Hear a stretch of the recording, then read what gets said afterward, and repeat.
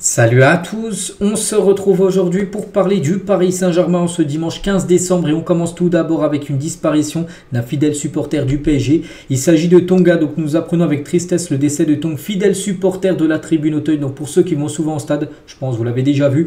Donc toutes nos pensées vont à sa famille, à ses proches, qu'il repose en paix. Donc ce soir il y a le match contre Lyon. On pense qu'il y aura des messages bien sûr des supporters du PSG par rapport à la mémoire de ce fidèle supporter. Donc on pense fort à lui, on pense fort bien sûr à sa famille. On va parler maintenant du match de ce soir, le Paris Saint-Germain contre Lyon. Donc dernier match, n'oubliez pas, de l'année 2024 à domicile pour le PSG. Donc un petit coup d'œil les gars sur l'état de forme des deux équipes. Donc deux équipes plutôt en forme, bon, surtout sur les derniers matchs. Donc le PSG reste sur une victoire à Salzbourg. Bon après c'est que le PSG a enchaîné 3 matchs sans victoire. 2 nuls à Nantes et Auxerre et une défaite contre le Bayern. Donc Lyon les gars c'est quand même pas mal, il reste sur les 5 derniers matchs 4 victoires d'affilée. Donc voilà, c'est un gros test ce soir bien sûr pour le Paris Saint-Germain.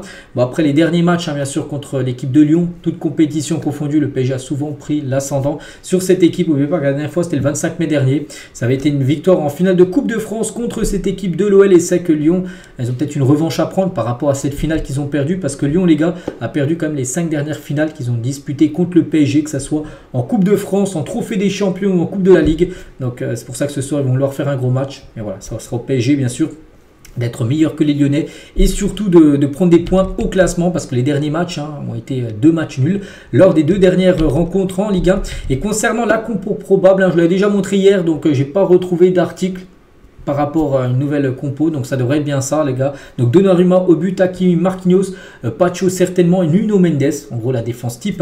Donc Zaire Emery, Vitinha et João Neves et devant Dembélé, Ramos et Barcola. Voilà, ça devrait être ça ce soir, le 11 de départ pour affronter l'équipe de Lyon. On continue avec un ex-joueur, Kylian Mbappé, parce qu'on parle, maintenant je parle de ce joueur que quand il fait des déclarations sur le PSG, parce que sinon on ne parle plus de ses performances, il ne joue plus à Paris.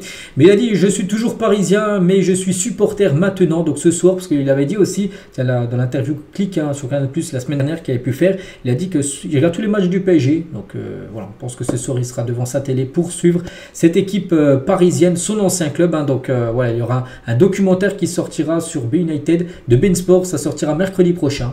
On pense qu'il y aura encore des déclarations de l'ex-joueur parisien sur le PSG.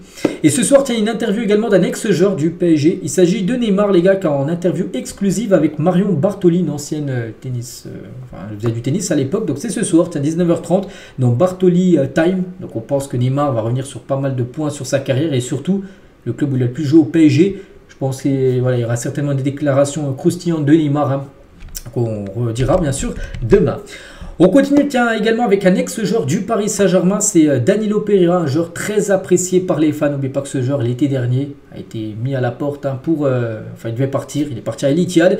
Et Danilo réagit pour la première fois suite à son départ du PSG pour rejoindre l'Arabie Saoudite. Il affirme qu'il a eu un départ forcé et ressent une profonde amertume parce que lui il a toujours tout donné au club. Puis voilà, du jour au lendemain, on lui a dit: on veut plus de toi, il faut que tu partes. Voilà, je n'ai pas mérité ce traitement. Donc il a dit, Luis Campos est venu me voir, donc Luis Campos bien sûr le directeur sportif, pour m'annoncer que je n'entrais plus dans les plans du coach.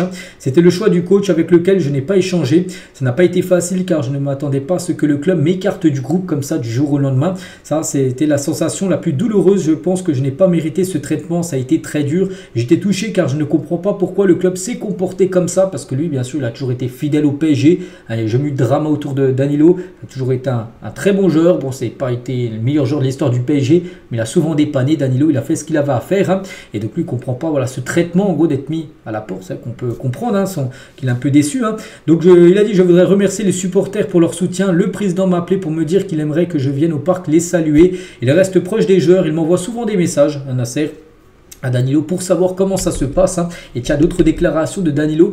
Donc là, il parle tout d'abord de Luis Enrique. Donc c'est un très bon coach. Il a des idées très claires. Parfois, on avait avoir l'impression qu'il n'écoute pas les gens. Il est dans son truc car il voit vraiment il croit vraiment en son travail. Il aime conserver le ballon, fatiguer l'adversaire. Toujours avec Danilo et toujours sur Luis Enrique. Donc c'est un coach qui peut amener beaucoup d'expérience, mais il faut du temps. Et à Paris, les gens sont pressés. À Paris, on a tendance à douter un peu. Un projet ne dure pas 6 mois ou un an. Il va falloir avoir une vision sur le long terme, bien sûr, avec Luis Enrique. C'est qui est en place actuellement du côté, on sait, du PSG avec le coach espagnol. Hein. Donc c'est la bonne personne, il a un caractère très très fort et Paris a besoin de gens qui se font écouter. Il a des idées pour faire progresser un projet qui dure dans le temps. Si tu veux lui parler en face à face, il est ouvert. Hein. Et toujours avec Danilo par rapport à ses années, parce que même si... il le dit qu'il est un peu déçu d'être parti du jour au lendemain comme ça. Il retient aussi beaucoup de positifs. Il a dit: j'ai adoré mes années à Paris. Je vais le garder dans mon cœur pour toujours. Je suis parisien à vie. Si on lui donne du temps pour être plus solide, on va voir un PSG très costaud. On va se qualifier pour la prochaine phase de Ligue des Champions. Voilà, quelques déclarations de Danilo, les gars. Ça fait déjà plaisir d'avoir des nouvelles du joueur. Et c'est vrai qu'on est un peu déçu comme ça par rapport à son traitement. Hein, voilà, d'être parti. Enfin, lui, il aurait voulu rester. Hein. C'est surtout voilà, la direction, en gros, qu'ils lui ont dit, qui rentrait plus dans les plans de Luis Enrique. Bref, on continue, on va parler d'un autre Portugais. Donc, c'est Cristiano Ronaldo. C'est quoi Ronaldo? Ronaldo était intéressé à l'idée de signer au Paris Saint-Germain.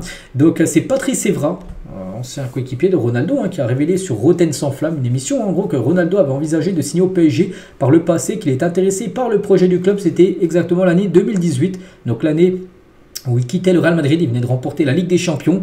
Il y avait pas mal de clubs qui le voulaient. Donc, en gros, il y avait l'équipe du PSG, il y avait l'équipe de Arsenal et l'équipe de la Juventus Turin. Donc, Arsenal a dit c'est impossible. Il avait joué à Manchester, il ne peut pas l'Arsenal. Donc, il restait la Juve et le PSG. Bon, il a signé à la Juve, il n'a pas signé au PSG. Mais il a dit: tu as eu un Cristiano à Paris, fais-moi confiance. Il s'adapte, il était intéressé. C'était avant qu'il signe à la Juve. Il était intéressé par le projet du PSG. Un gars comme Ronaldo, il se serait adapté, il aurait fait des efforts. Voilà, donc voilà ce qu'aurait pu dire, ce qu'a dit Patrice Evra. C'est dommage, hein. Voilà, c'est dommage à repasser à côté de ce joueur qui aurait pu signer du côté de Paris il y a quelques années. Bref, c'est comme ça. On va parler de Nasser qui est enthousiaste à l'idée de développer un stade ultra moderne en Île-de-France, hein, parce que pour l'instant ça bouge pas, les gars. Le PSG semble bien envisager un déménagement, voilà, de construire un nouveau stade, hein, c'est ce qui se dit depuis pas mal de mois. Donc pourtant il y a quelques années, hein, c'était je sais plus, il y a quand même 4-5 ans, les gars, il y avait un projet d'agrandissement du stade et comment en gros gagner 10 000 places, hein, ce qui est énorme quand même, hein, gagner 10 000 places au Parc des Princes.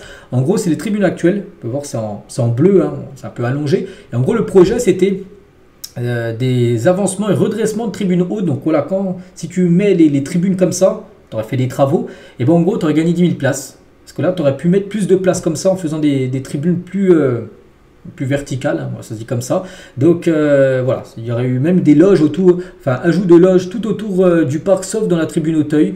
Avancement et également redressement des tribunes basses, hein, qui auraient été plus verticales, et comme ça tu gagnes des gains de place sur tout l'ensemble du stade. Voilà, c'était ce qui était prévu il y a quelques années. Du coup le projet, on peut dire, est tombé à l'eau, parce que maintenant l'objectif, hein, comme j'ai dit, reste bien sûr de créer, enfin de construire un nouveau stade pour le futur.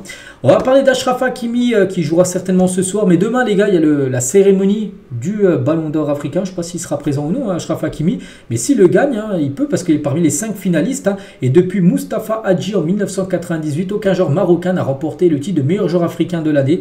Hakimi a des atouts réels pour créer la surprise, même si la plupart des autres joueurs, bon, il y a un gardien sud-africain, après il y a 3 joueurs offensifs, il y a Adingra, Lookman et Guirassy qui sont des joueurs, des attaquants on peut dire. Donc lui joue défenseur droit. On sait que souvent ceux qui remportent les ballons d'or comme ça, c'est souvent les joueurs offensifs, mais c'est vrai qu'il a des atouts quand même. Il peut le remporter, ce serait pas une surprise. Voilà, qu'Hakimi demain soit récompensé en tant que meilleur joueur africain, et ce serait mérité, parce que ce qu'il fait, hein, bien sûr, depuis quelques saisons, c'est quand même exceptionnel. Et on finit aujourd'hui, les gars, avec ça. Voici à quoi devrait ressembler le futur maillot domicile du PSG pour la saison prochaine. Donc un motif spécial qui rend hommage à la Tour Eiffel. Donc on peut voir là sur le rouge et le blanc, et des quadrillages, en gros, c'est la structure de la Tour Eiffel qui devrait être mis, hein, sur le futur maillot du PSG, qui devrait ressembler à ça.